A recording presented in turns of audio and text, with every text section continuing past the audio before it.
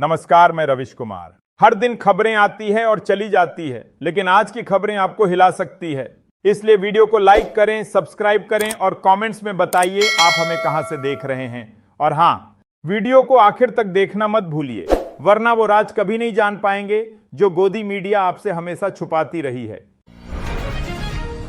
प्रधानमंत्री नरेंद्र मोदी ने जीएसटी बचत उत्सव पर देशवासियों के नाम पत्र लिखा। उन्होंने बताया कि नए जीएसटी सुधारों से रोजमर्रा की जरूरी चीजें टैक्स फ्री या न्यूनतम 5% स्लैब में होंगी। हेल्थ इंश्योरेंस पर जीएसटी शून्य रहेगा। 2017 में शुरू हुई जीएसटी यात्रा अब नेक्स्ट जनरेशन सुधारों के साथ आगे बढ़ रही है। इससे दुकानदार, लघु उद्योग और आम जनता को राहत मिलेगी। पीएम ने स्वदेशी सामान खरीदने की अपील की और 2048 तक विकसित भारत का संकल्प याद दिलाया। अमेरिका ने H-1B वीजा पर सालाना $1 लाख की फीस लगा दी है, जिससे भारतीय आईटी कंपनियों और पेशेवरों में चिंता बढ़ गई है। अमेरिकी राष्ट्रपति डोनाल्ड ट्रंप के सहयोगी पीटर नवारो के इस कदम के पीछे होने की संभावना जताई जा रही है। डेमोक्रेट सांसद अमी बेरा ने कहा कि नवारो भारत को टैरिफ का महाराजा बताते रहे और यह नीति भारत अमेरिका संबंधों के लिए लाभकारी नहीं है। इससे द्विपक्षीय व्यापार और वीजा प्रक्रिया पर असर पड़ सकता है। रिलायंस इंडस्ट्रीज ने अपनी सहायक company Reliance global project services को 20 सितंबर 2025 से भंग कर दिया। अब यह कंपनी आरआईएल की सब्सिडियरी नहीं रहेगी।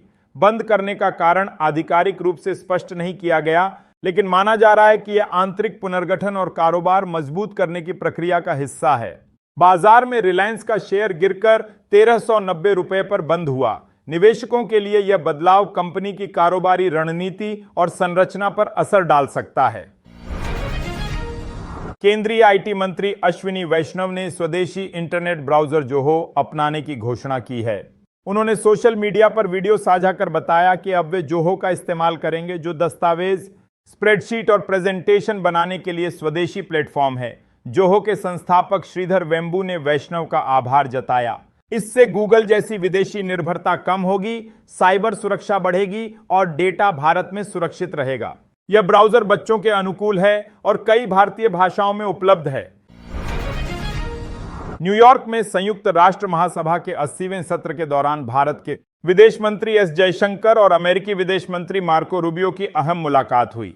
दोनों नेताओं ने व्यापार, रक्षा, ऊर्जा, फार्मास्यूटिकल्स और खनिज क्षेत्रों में द्विपक्षीय संबंध मजबूत करने पर चर्चा की।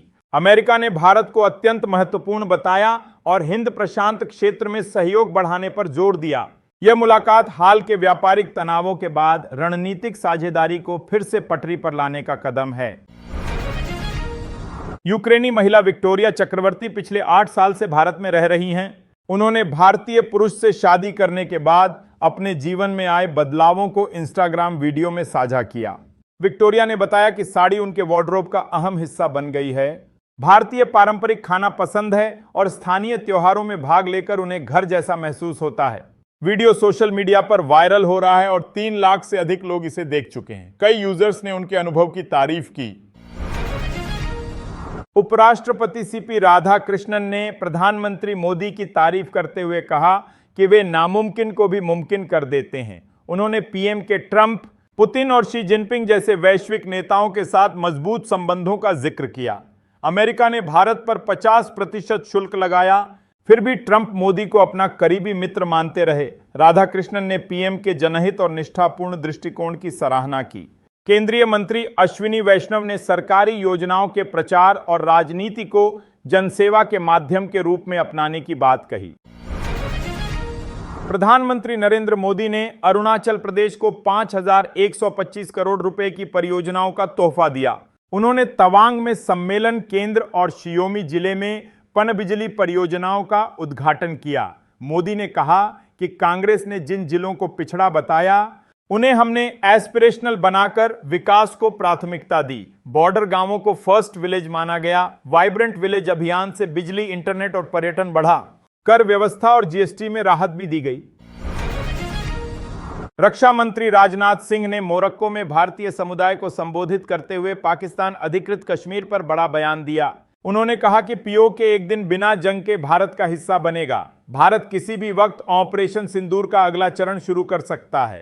पाकिस्तानी आतंकियों की घुसपैठ पर तुरंत कार्रवाई होगी।